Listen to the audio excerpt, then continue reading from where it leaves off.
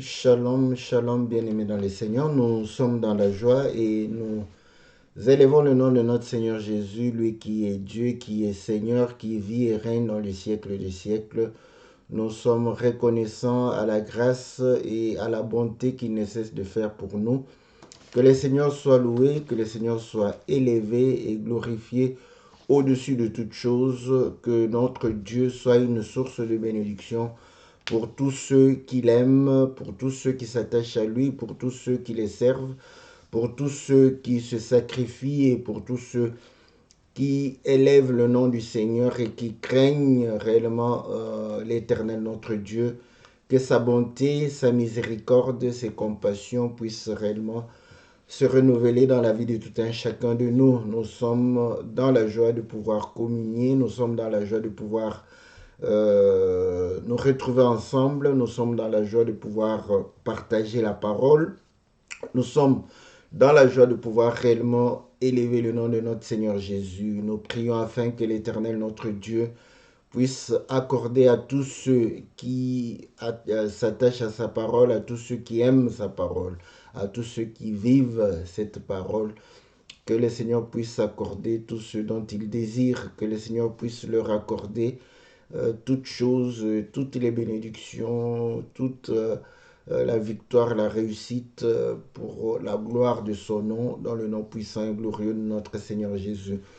C'est mercredi et tous les mercredis, nous sommes là pour pouvoir répondre aux questions qui nous sont posées. Nous sommes là pour pouvoir apporter une lumière selon la grâce que le Seigneur nous a donnée. C'est votre émission que la Bible parle, une émission qui vous est présentée par votre bien-aimé, le pasteur Philippe Mukinge, une émission qui nous permet de pouvoir élargir nos connaissances, une émission qui nous permet de pouvoir réellement éclairer notre lanterne, et tout ceci afin aussi de pouvoir harmoniser la foi, afin que nous ayons une foi commune qui puisse nous permettre de pouvoir servir le Seigneur selon sa volonté, de pouvoir servir le Seigneur dans sa bonté. Salutations à tous les bien-aimés, nous saluons notre bien-aimé Ghislain, nous saluons le bien-aimé Rocky, nous saluons le bien-aimé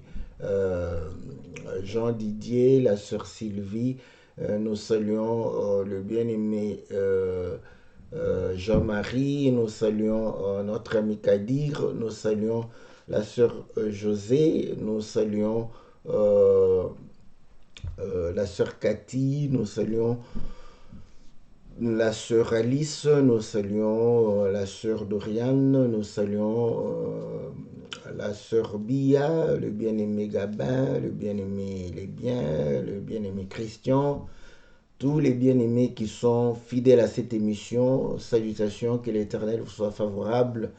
Nous saluons l'homme de Dieu, Maurice Van Foy. Nous saluons tous les hommes de Dieu. Nous saluons tous les frères et sœurs qui sont éparpillés dans le monde. Nous prions afin que tous ceux qui sont confrontés à des maladies, que le Seigneur puisse étendre sa main et pouvoir réellement guérir dans le nom puissant et glorieux de notre Seigneur Jésus.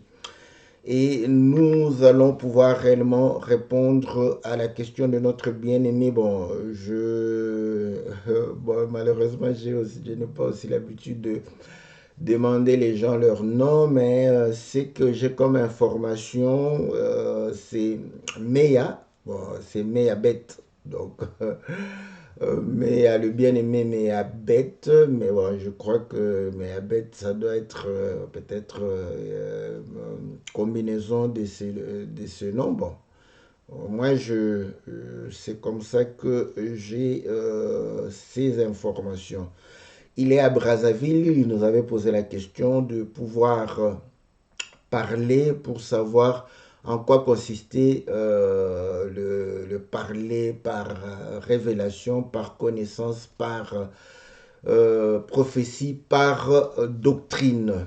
Et bon, il avait aussi demandé de pouvoir illustrer et il avait aussi demandé de pouvoir faire la différence. Mais déjà, je sais qu'en donnant la définition, nous pouvons tirer déjà une certaine différence et nous pouvons, bon, nous allons pouvoir aussi faire la différence là où on peut avoir de confusion, là où on peut avoir des définitions entremêlées. Nous allons essayer de pouvoir les démêler pour pouvoir avoir une compréhension des choses correctement de Dieu. Voilà, bien-aimés dans le Seigneur, que le Seigneur vous bénisse, que le Seigneur vous soit favorable, que le Seigneur puisse réellement vous accorder l'entendement et que la foi que vous recevez au travers de la parole du Seigneur puisse être une foi agissante afin que cette parole s'accompagne des signes, des prodiges, des miracles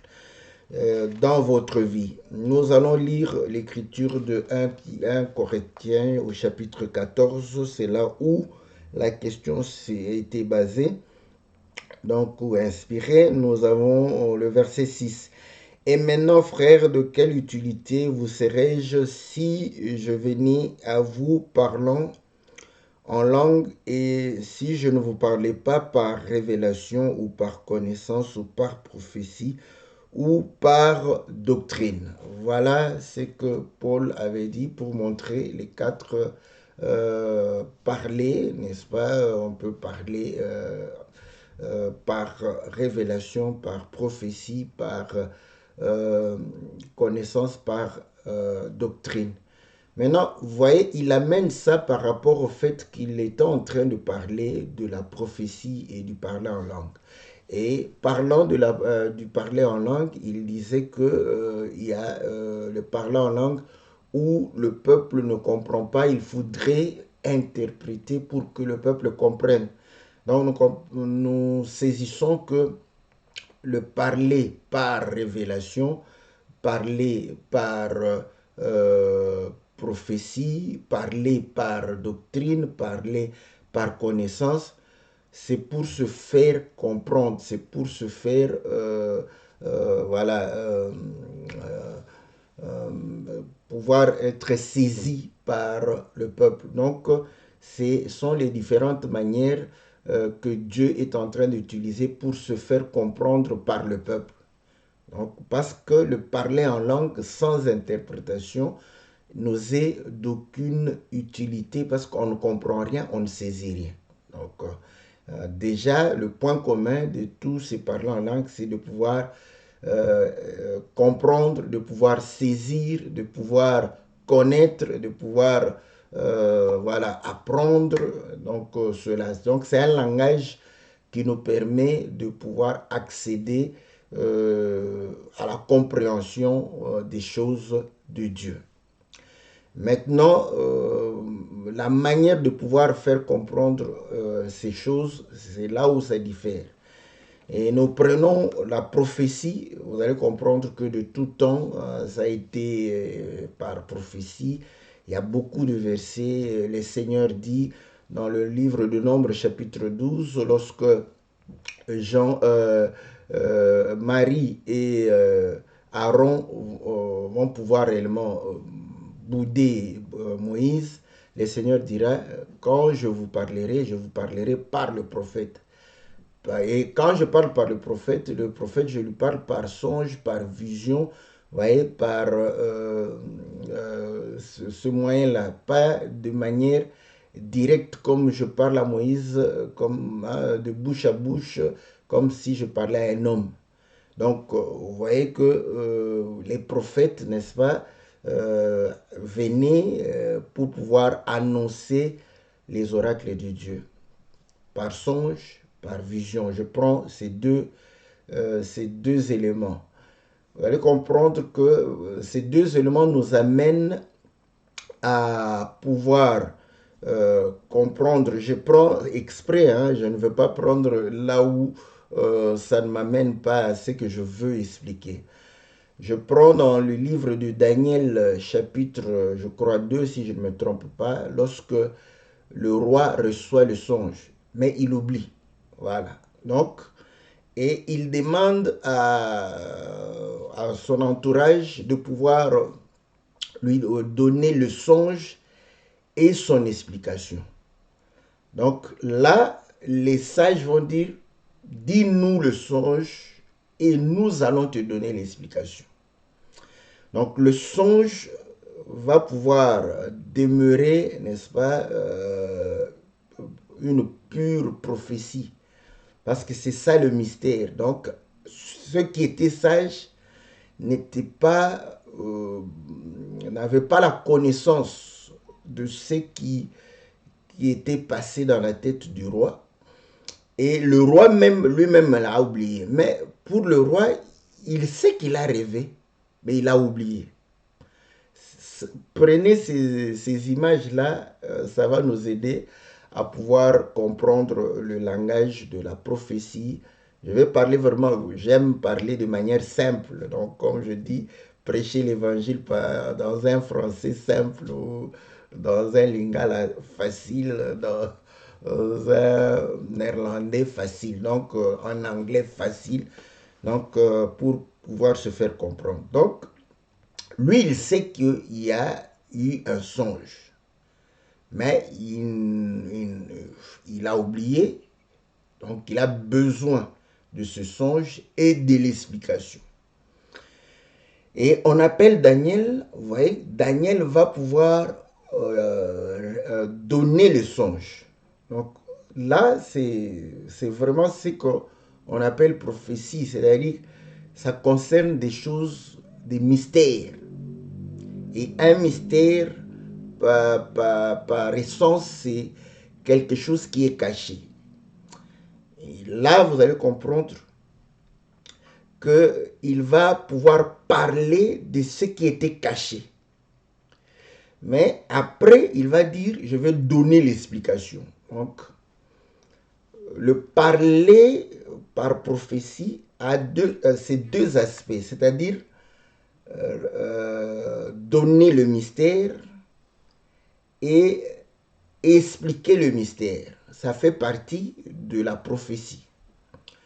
Voilà pourquoi aujourd'hui, bon, ceux qui parlent par prophétie, c'est très souvent ceux qui ont le don de prophétie, ceux qui ont le don de ministère prophétique. Donc, il parle beaucoup plus, mais vous allez comprendre que nous tous, nous pouvons utiliser, n'est-ce pas, ces langages. Ce n'est pas une spécificité, exclusivité pour eux, mais ils sont des gens qui parlent plus dans ce sens. Ils touchent, voilà, vous voyez, aujourd'hui, les ministères prophétiques touchent les mystères, n'est-ce pas, pour en parler. Donc, vous voyez, il va expliquer. Et aujourd'hui, ils expliquent les mystères. Donc, c'est plus aussi, ça reste dans le domaine du parler par prophétie. Donc, si nous pouvons résumer, c'est un parler qui touche le mystère, le ou les mystères. Christ, c'est un mystère. Et généralement, de manière facile, l'avenir est un mystère pour nous. Donc personne ne sait ce qu'il sera demain ou après-demain. Donc ça reste un mystère. Voilà pourquoi ceux qui voulaient connaître l'avenir allaient chez les prophètes. Donc le langage qui concerne les choses à venir, c'est un langage prophétique. Donc ça touche, n'est-ce pas, la prophétie. Donc quelques exemples comme on veut illustrer. Dans 1 Corinthiens chapitre 15, Paul dit, ça c'est vraiment très simple, au verset 51, il dit, voici, je vous dis un mystère, nous ne mourrons pas tous, mais tous nous serons changés. En un instant, en un clin d'œil, à la dernière trompette, la trompette sonnera, les morts ressusciteront incorruptibles et nous serons changés. Ouais.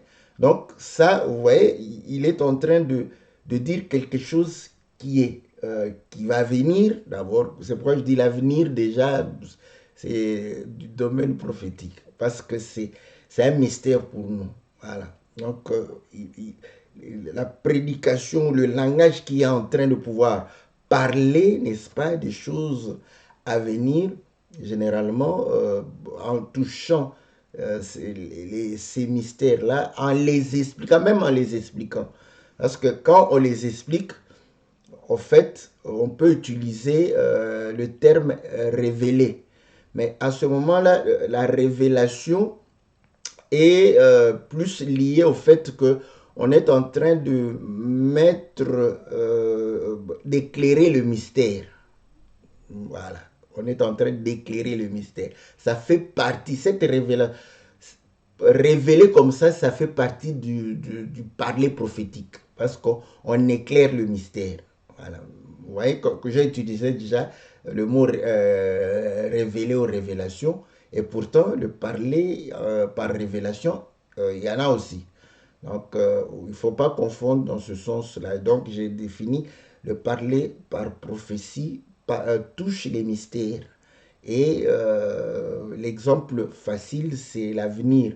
Le passé peut aussi, n'est-ce pas, constituer un mystère, tout comme le présent. Voilà. Donc, si quelque chose est un mystère aujourd'hui, comme Christ au moment où il était, même aujourd'hui, il reste un mystère qu'on doit toucher et révéler. Donc, à ce moment-là, en parlant de Christ comme mystère, on touche ces mystères-là. Et pour pouvoir donner, révéler ces mystères, généralement, c'est le langage prophétique. Voilà. Donc, et là, ça nous renvoie sur 1 Thessaloniciens chapitre 4, à partir du verset 15, là où Paul est en train de parler de ceux qui sont morts et de la résurrection. Il va parler, n'est-ce pas, de l'enlèvement, de l'avènement du Seigneur.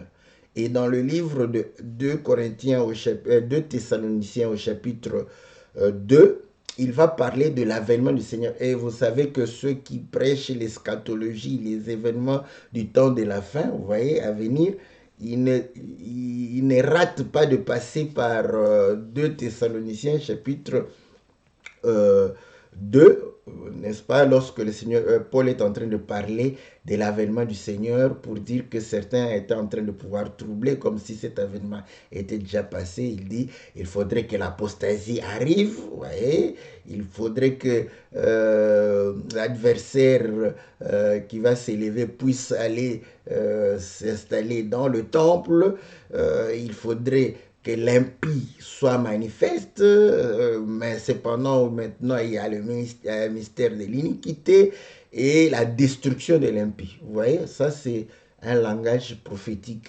donc qui touche, n'est-ce pas, les mystères.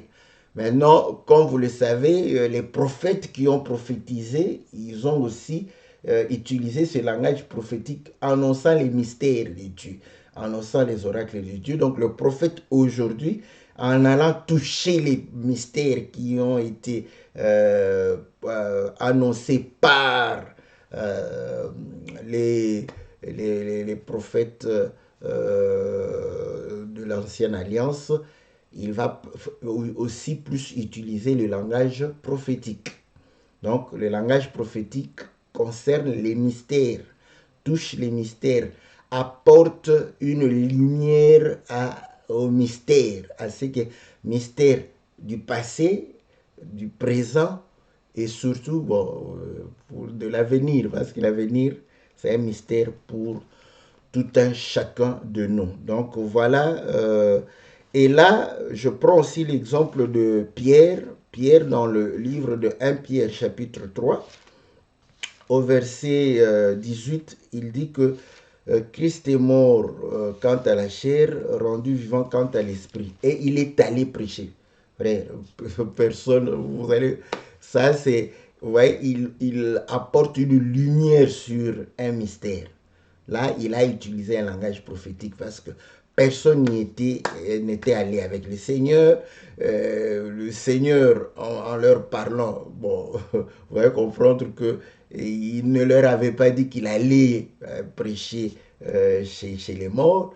Et lui, il précise pour démontrer qu'il est allé prêcher.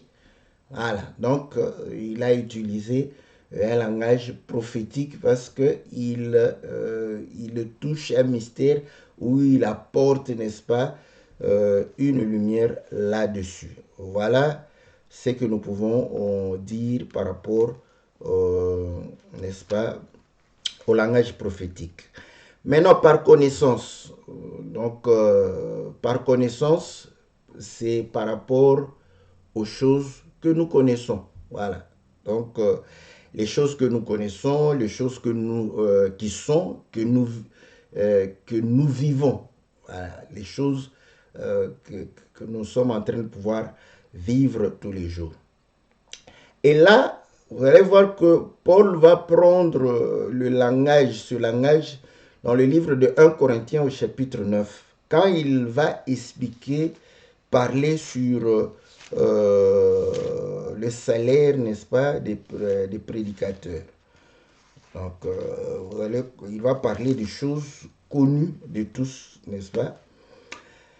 On dit, voilà, au verset 1, ne suis-je pas libre, ne suis-je pas apôtre, n'ai-je pas vu notre Seigneur, n'êtes-vous pas mon œuvre dans le Seigneur? Si pour d'autres je ne suis pas apôtre, je le suis au moins pour vous, car vous êtes le sceau de mon apostolat dans le Seigneur. C'est là ma défense contre ceux qui m'accusent. N'avons-nous pas le droit de manger et de boire? Voilà, donc manger et boire, vous savez que c'est tout le monde mange, tout le monde boit. Donc il parle des choses que les gens vivent, que les gens connaissent. Voilà. Et il va dire, n'avons-nous pas le droit de mener avec nous une sœur qui soit notre femme, comme font les autres apôtres, les frères du Seigneur et Céphas? Ou bien à moi seul et à Barnabas, nous n'avons pas le droit de ne point travailler. Qui jamais fait le service militaire à ses propres frais? Donc c'est connu. Quand vous allez dans l'armée, vous êtes engagé, enrôlé, on vous nourrit, on vous habille, donc c'est aux frais, n'est-ce pas, de ceux qui vous enrôlent dans l'armée. Donc c'est connu, ce sont des choses connues. Ouais? C'est ça parler par connaissance. Je ne parle pas de... Parce qu'il y a aussi, les gens font cette différent pour dire une prophétie et d'une parole de connaissance dans le sens de don. Je n'y vais pas là-bas parce que je risque de me compliquer comme je veux rendre les choses simples. Ici, vous voyez, il est en train de parler de choses connues, voilà, des choses que les gens vivent. Il dit, voilà,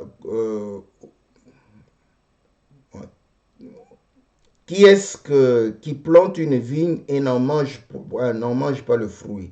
Qui est-ce qui fait paître un troupeau et ne se nourrit pas du lait du troupeau? Ces choses que je dis n'existent-elles pas que dans les usages des hommes?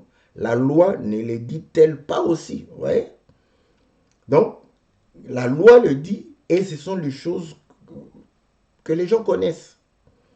C'est ça, parler par connaissance. Donc, on enseigne les gens les choses qu'ils connaissent, les choses qu'ils vivent, les choses qu'ils côtoient. Et c'est comme ça. Et vous allez comprendre aussi lorsqu'il est en train de parler dans le livre de 1 Corinthiens, au chapitre 11, lorsqu'il parle de la chevelure de la femme. Il dit, la longue chevelure, n'est-ce pas, pour la femme a été donnée comme une gloire. Donc il prend quelque chose qui est connu. Tout le monde, quand les femmes ont de longs cheveux, voilà, elles dandinent.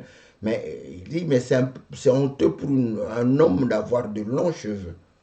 Hein? Donc, il est en train de pouvoir parler, n'est-ce pas, des choses connues, des choses que les gens vivent. C'est par ce langage-là qu'il est en train de pouvoir communiquer, n'est-ce pas, la parole du Seigneur, vouloir expliquer les choses de Dieu, expliquer les choses de Dieu avec ce que les gens connaissent.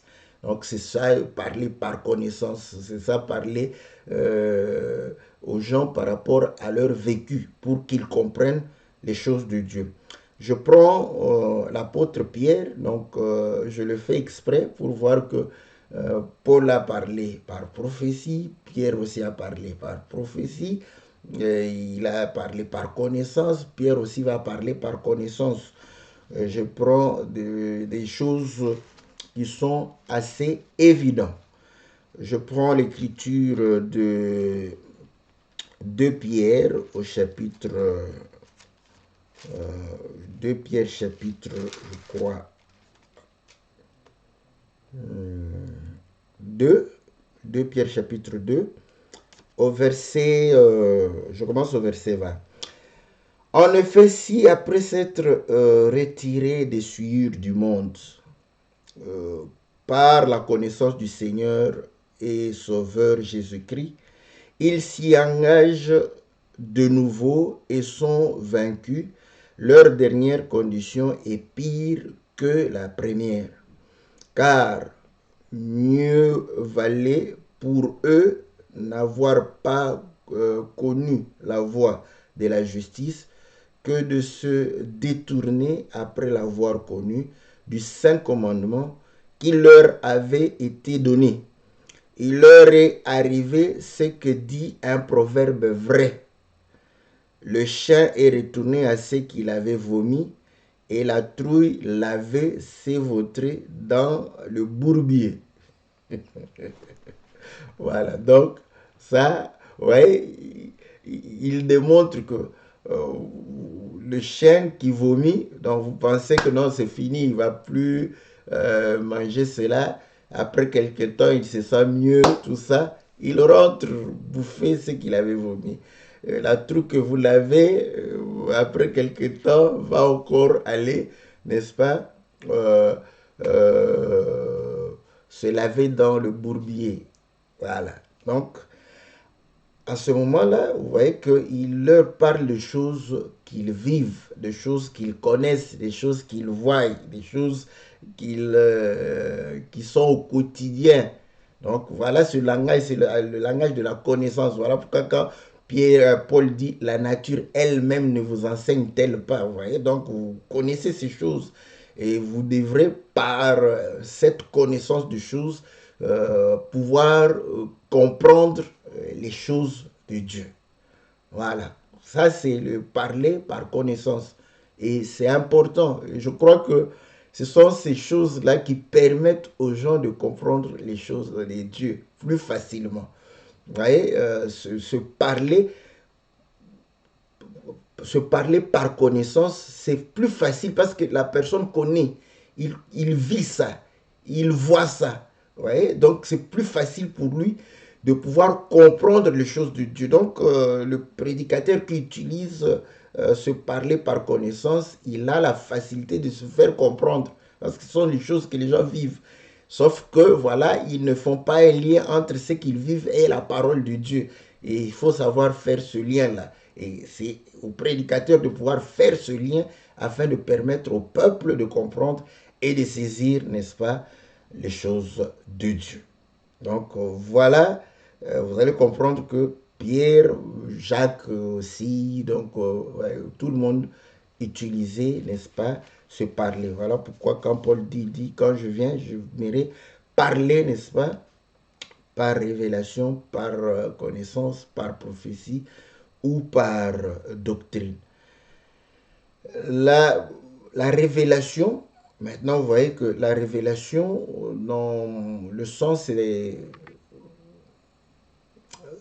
parler, n'est-ce pas, des choses en donnant leur signification, leur sens, leur représentation. Parlant ainsi, vous allez comprendre que révéler, comme on dit, apporter une lumière sur quelque chose, c'est vrai, c'est-à-dire euh, une chose a un sens caché. Vous voyez? Donc, en relevant le sens de cette chose-là, je suis en train de faire la révélation. Comme on a dit, quand on apporte une lumière sur un mystère, on fait aussi une révélation. C'est une révélation. Mais cette révélation est du domaine de la prophétie. Mais maintenant, je suis en train de parler de la révélation qui n'est pas nécessairement dans le domaine de la prophétie. Ouais, ça n'est pas dans le domaine de la prophétie où c'est lié nécessairement à un mystère, non. Donc ce n'est pas lié à un mystère, mais on donne le sens des choses, on donne leur signification ou ce que ces choses représentent. Voilà, c'est ça, parler par révélation. Je donne un exemple. Je vais prendre dans le livre de Galates chapitre 4. Galates chapitre 4, nous sommes toujours avec l'apôtre Paul, au verset 21. Dites-moi, vous qui voulez être sous la loi, n'entendez-vous point la loi? Voilà. Car il est écrit qu'Abraham eut deux fils, un de la femme esclave et un de la femme libre. Vous voyez que Abraham, qu'il avait Sarah, avait Agar, c'est connu de tous. Ce n'est pas un mystère. Ouais. Donc, cette révélation, je l'ai détachée du mystère. Révélation liée au mystère, vous pouvez le laisser dans le langage prophétique, dans le parler par prophétie. Vous pouvez le coller là-bas. Mais révéler, par exemple, la vie d'Abraham, donc ça n'a rien de mystère. C'est, voilà, Abraham a vécu, avait deux femmes, deux fils aussi. On dit, mais celui de l'esclave naquit selon la chair et celui de la femme libre naquit en vertu de la promesse. Ces choses sont allégoriques, voilà. Ouais. Donc, il dit, ce sont des choses allégoriques, des choses énigmatiques, des choses symboliques. Maintenant, la révélation vient donner le sens, n'est-ce pas, à ces choses-là. Et il dit, ces deux femmes sont deux alliances. Ouais? Ça, c'est le langage par révélation. Il donne, ces femmes sont deux alliances. L'une du mont Sinaï, enfanta pour la servitude, c'est Agar, car Agar, c'est le mont Sinaï en Arabie, et elle correspond à la Jérusalem actuelle qui est dans la servitude avec ses enfants. Mais la Jérusalem d'en haut est libre, c'est notre mère. Voilà. Ouais? Donc, il est en train de pouvoir apporter, n'est-ce pas, ce que représente Agar, ce que représente Sarah, ce que représente Ismaël, ce que représente Isaac. Vous voyez? Il donne un sens spirituel à ces choses, un sens par rapport à Dieu, par rapport au plan de Dieu, par rapport à l'œuvre de Dieu, par rapport à ce que Dieu a fait. Donc, vous voyez, mais c'était une vie de quelqu'un comme ça. Il démontre que voilà, c'est allégorique. Voilà pourquoi, quand on a touché Pierre, où il a dit un proverbe vrai, donc c'est-à-dire que c'est une réalité, mais on met ça dans un proverbe pour montrer que voilà, le chien n'est pas toujours le chien. Ça peut être un homme, ça peut être une femme, vous voyez. Donc ça, à ce moment, ça devient un proverbe. Et vous allez comprendre que quand on donne l'explication au proverbe, à l'énigme ou à une allégorie, donc c'est par le langage de la révélation qu'on est en train de pouvoir donner, n'est-ce pas, ce sens ou la signification. Voilà pourquoi par ce langage, Adam devient une femme, Abraham devient une femme. Donc, c'est là où les gens se cassent parfois les dents. Vous allez comprendre que par ce langage, on devient des fils, on devient la femme, on devient la mère, vous voyez, donc nous sommes la femme de Christ, nous sommes le fils de Christ, nous sommes la mère de Christ. Vous voyez, c'est par le langage de la révélation, donc, où on démontre que voilà la représentation, le sens, n'est-ce pas, parce qu'il faut enfanter Christ. Si tu n'enfantes pas le Christ, tu ne pourras pas être sauvé. Vous voyez, il est dit, la femme sera sauvée néanmoins en devenant mère. c'est par le langage de la révélation, par révélation, que nous démontrons que une femme qui nous, n'est-ce pas, nous sommes sauvés, mais nous devons enfanter. Et Jean dit, celui qui a le Fils a la vie. Celui qui n'a pas le Fils n'a pas la vie. Donc, vous comprenez, c'est ce langage-là, n'est-ce pas, de révélation par révélation. Je prends un autre cas dans 1 Corinthiens chapitre 10. Vous allez voir que Paul est en train de démontrer que la traversée, Israël a traversé la mer Rouge. Hein? Quand il a traversé, voilà, ils sont passés. Mais Paul vient, il démontre que cette traversée-là avait une signification. La signification de cette traversée, c'est le baptême. Hein? Donc, il vient donner le sens à cette traversée. C'est le baptême. Et Pierre, dans 1 Pierre chapitre 3, où nous avons parlé, quand le Seigneur Jésus est allé prêcher, n'est-ce pas, les morts, il va dire aux âmes qui étaient incrédules au temps de Noé, et Dieu a sauvé, et il va démontrer que l'eau du déluge, n'est-ce pas, est la figure, n'est-ce pas, est la figure de l'eau de Noé est la figure du baptême. Donc, le baptême, n'est-ce pas, va pouvoir réellement être expliqué par le déluge. Donc, c'est comme ça que nous avons compris que Pierre aussi va parler par révélation, n'est-ce pas, pour montrer que le déluge, n'est-ce pas, représentait le baptême. Donc, ne représentait pas nécessaire. Voilà, il donne une, une, une des représentations du déluge. Voilà pourquoi, par révélation, on ne peut pas dire que voilà, ça ne peut qu'avoir que ce sens-là.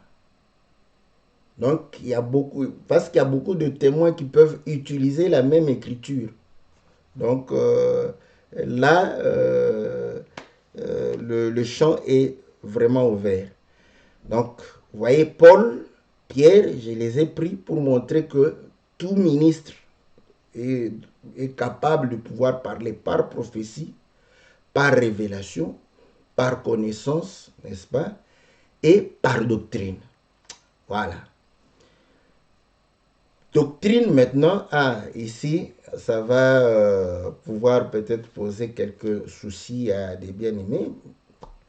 Vous allez comprendre que très souvent, j'entends toujours les frères dire doctrine comme si c'était voilà, ce qui est littéralement écrit.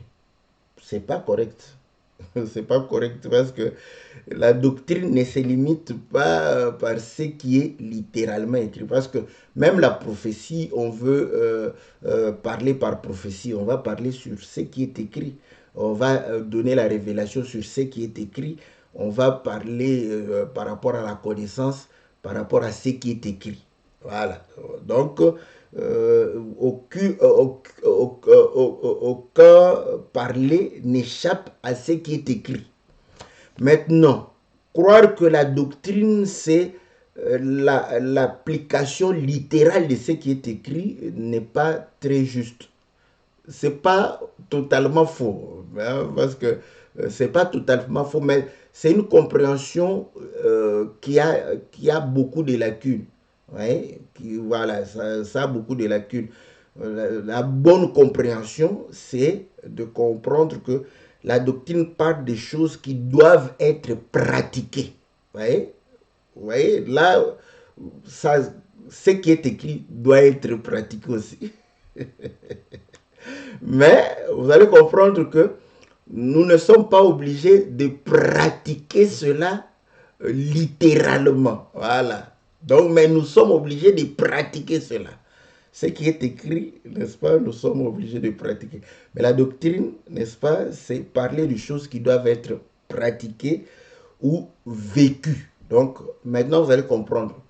Même si on a parlé par prophétie, même si on a parlé par révélation, même si on a parlé par connaissance, le but, normalement, c'est de pratiquer toutes ces choses. Et c'est ce langage qui nous permet de pouvoir pratiquer la parole de Dieu. Même si on l'a eu par un langage prophétique, par un langage de connaissance ou de révélation. Donc, le but, c'est de pouvoir. Et là, vous allez comprendre que l'enseignement, n'est-ce pas, reflète pourquoi on enseigne les gens. On enseigne, c'est pourquoi on dit, quand on enseigne, il y a comme la partie théorique et la partie pratique. Donc, le but de l'enseignement, parce que l'enseignement, ça fait partie de la théorie, c'est en vue d'être pratiqué. Voilà. Donc, c'est comme la théorie qu'on donne à quelqu'un pour qu'il pratique la chose. Et là, vous allez comprendre que parce que je vais donner des exemples où littéralement nous sommes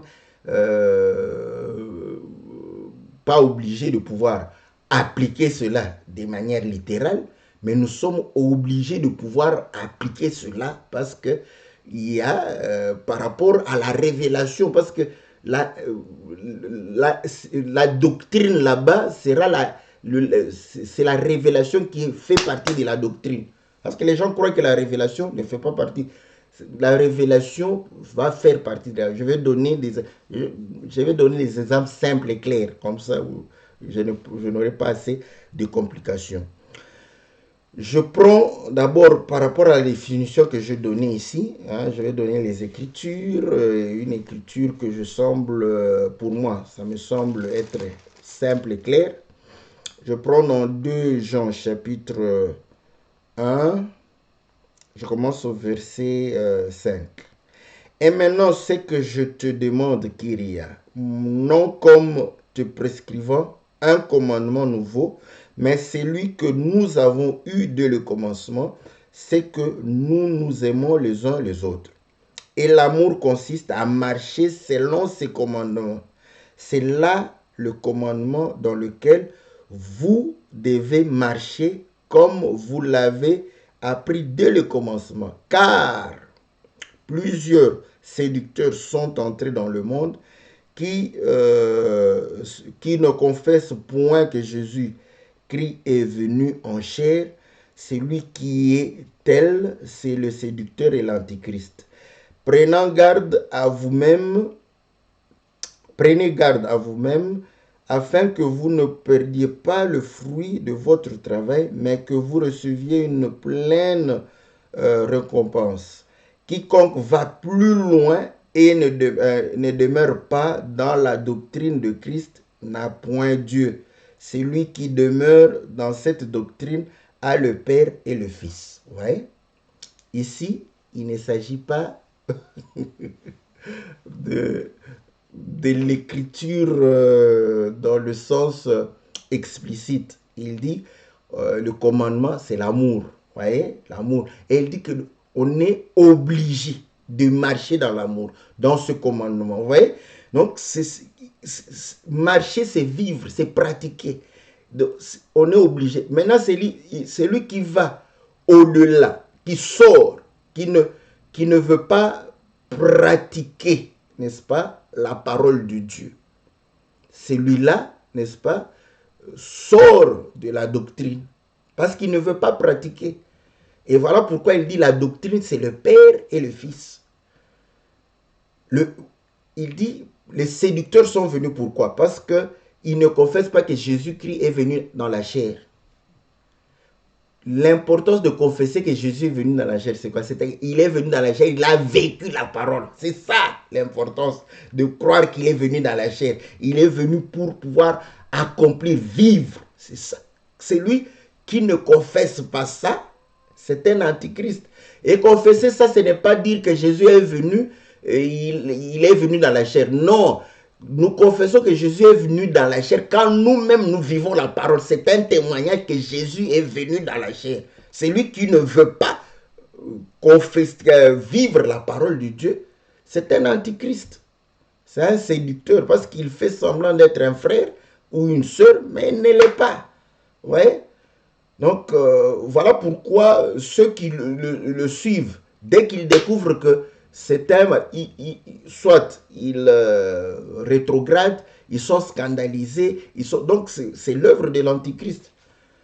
En dehors de pouvoir prêcher pour dire que non, Jésus n'est pas venu dans la chair, ça, je n'en disconviens pas, je n'enlève pas ça. Mais je dis que la vraie confession, c'est de pouvoir porter la parole en nous. Vivre comme le Seigneur a vécu, ça c'est le témoignage de rendre que Christ est venu dans la chair. Donc voilà. Donc, vous allez comprendre, la doctrine consiste dans la pratique de la parole.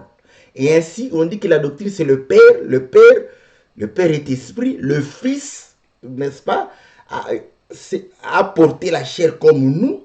Voilà pourquoi la doctrine c'est parole faite chair. Au commencement était La parole était Dieu. Cette parole, c'est faite chair. Aujourd'hui, nous devons être parole faite chair. C'est ça la doctrine. Voilà. Maintenant, vous allez voir, par exemple, quand Paul parle dans 1 Timothée chapitre 2 sur l'accoutrement des femmes, vous voyez, ce qui doit être vécu, ce qui doit être pratiqué, ça c'est, comme on dit, un langage doctrinal. Donc, maintenant, quand il prend, par exemple, il parle de la prière pour dire qu'un homme qui prie la tête voilée ou déshonore son chef, vous voyez, ce que nous devons faire dans la prière, l'homme ne doit pas porter des chapeaux, ne doit pas couvrir sa tête. Dans la prière, la femme doit couvrir sa tête. C'est ce qui doit être pratiqué. Voilà. Maintenant, quand je donne ça, vous allez comprendre que nous avons tendance à croire que parce que c'est écrit. Maintenant, je prends le Shabbat. Parce que le Shabbat, n'est-ce pas, c'est un commandement. Et j'aime le Shabbat, pourquoi? Parce que le Shabbat fait partie des 10 commandements. Et la plupart des chrétiens disent, c'est pas moi, je reprends leur... La plupart des chrétiens disent que les 10 commandements n'ont pas été abolis. J'aime ça. N'ont pas été abolis. Donc, dans les 10 commandements, nous avons le Shabbat. Or, le Shabbat, littéralement, c'est samedi. Et littéralement, il était dit de ne pas porter les charges. C'est littéral. C'est là où je dis que la doctrine définie comme étant ce qui est écrit littéralement, c'est une définition limitée. Une définition qui a des soucis, qui aura des soucis. Donc, par rapport au Shabbat, vous allez comprendre que ce n'est pas ce qui est littéralement écrit qui fait la doctrine. Parce que je crois que les 10 commandements, en dehors de ce commandement-là, même nous tous ici, nous n'abolissons aucun autre commandement. J'aime ça, j'aime ça. J'aime les adventistes du 7e jour. Que Dieu les bénisse. Parce que eux, ils se sont rendus compte que non, parmi les 10 commandements, les samedis devraient être respectés. Et ils se donnent la peine de pouvoir respecter les samedis. Que Dieu les bénisse, que Dieu leur soit favorable. Mais nous autres ici, vous allez voir que ne pas avoir des représentations, des statuts, tout ça, on est ferme là-dessus. Hein. Donc on dit non, il ne faut pas avoir des représentations, pas d'autres dieux, pas faire de faux témoignages, pas voler, pas tuer, pas prendre la femme d'autrui. Donc vous voyez, c'est l'application même pour nous, sauf le samedi. Le samedi, nous faisons tout ce que nous voulons. Que le Seigneur soit loué. J'aime ces exemples-là. J'aime comme ça. Vous voyez comment j'aime prêcher comme ça. Prendre. Et là, maintenant, quelle est la doctrine du sabbat? Vous voyez? La doctrine du sabbat, ce n'est pas le jour, ce n'est pas la lettre. La doctrine du sabbat, c'est l'esprit du sabbat. Et l'esprit du sabbat, comme nous le savons, le Seigneur dit, venez à moi, vous tous qui êtes fatigués. Donc, c'est lui le véritable sabbat.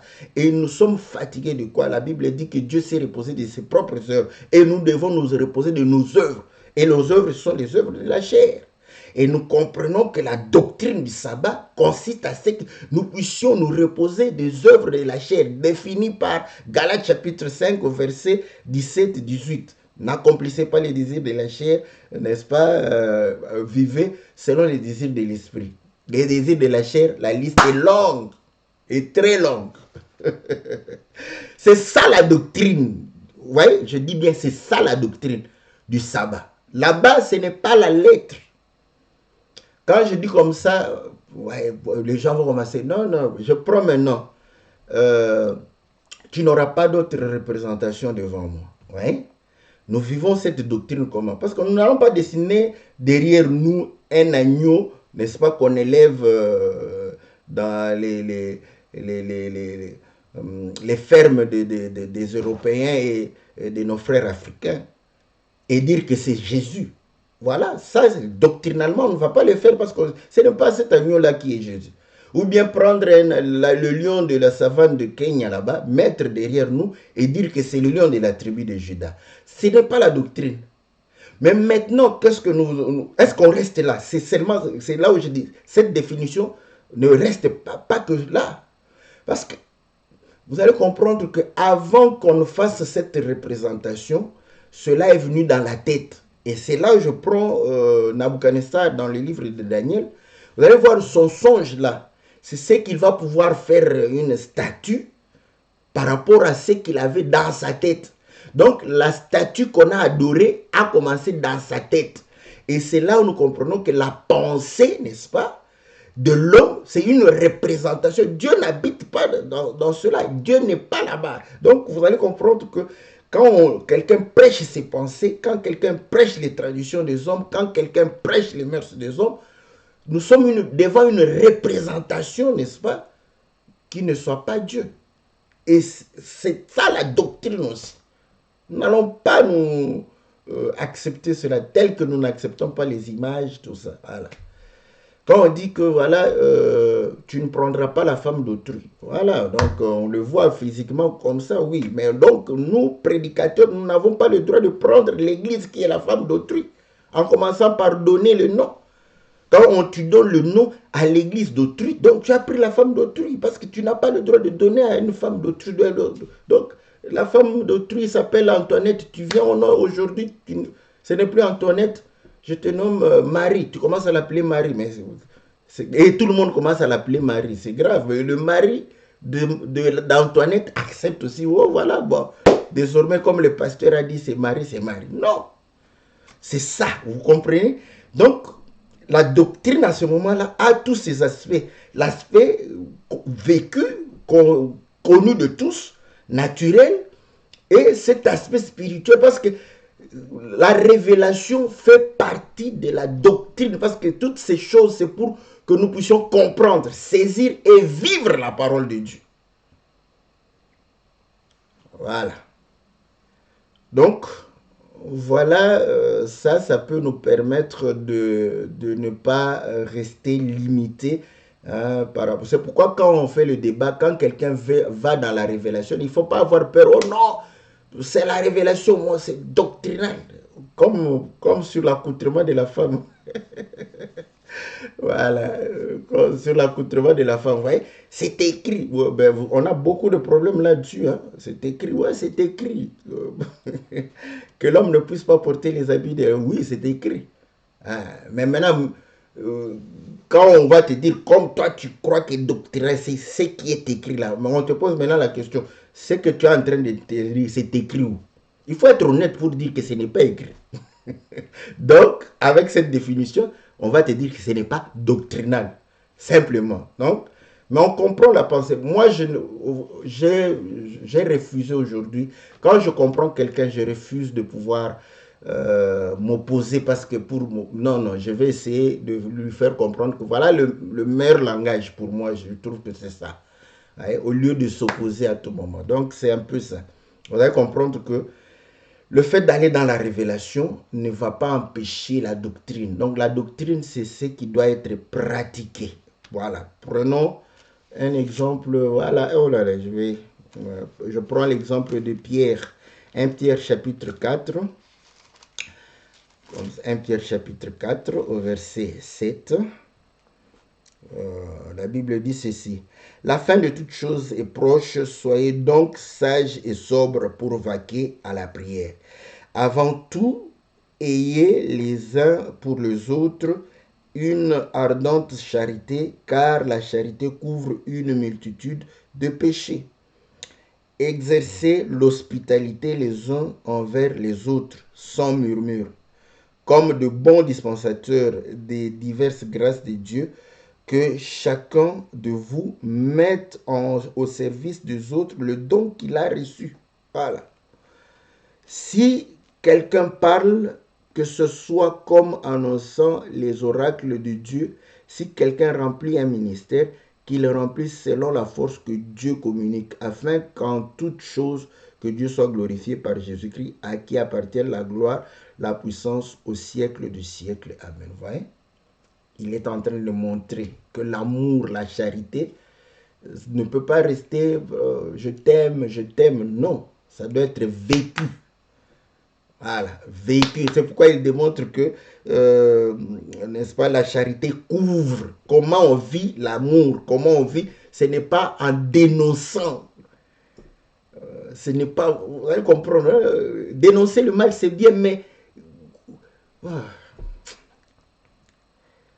Vous savez, il y a une chose que nous devons comprendre. Moi, j'ai toujours dit, je vais vous le répéter peut-être. Vous savez, je suis quelqu'un qui discrimine à outrance. Donc, quand c'est un païen, je condamne ses actes, je dénonce cela sans... Quand c'est mon frère, quand c'est ma soeur, moi je suis ici. C'est la charité. je, je commence d'abord par... L'amour doit primer d'abord. Ouais. Est-ce que l'amour empêche à ce que nous puissions ramener le frère ou la soeur? Je ne crois pas. Mais le mal est que quand le frère est charnel, la soeur est charnelle, il va croire que vous êtes faible. On n'est pas faible. On n'est pas faible. On te supporte parce que le Seigneur nous a supportés dans nos péchés. Peut-être qu'il a supporté des pécheurs plus que toi. Donc ne crois pas parce qu'on te supporte qu'on est faible devant toi. On n'est pas faible devant toi. On te supporte.